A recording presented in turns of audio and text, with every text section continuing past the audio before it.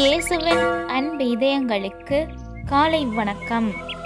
இந்த நாள் உங்களுக்கு ஆசீர்வாதமாக அமைய வாழ்த்துக்கள்.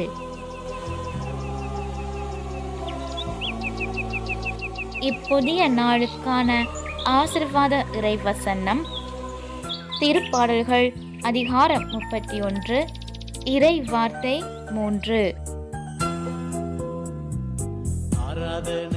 என் கற்பாரையும் கோட்டையும் நீரே, உமது பெயரின் பொருட்டு எனக்கு வழிகாட்டி என்னை நடத்தியருளும்.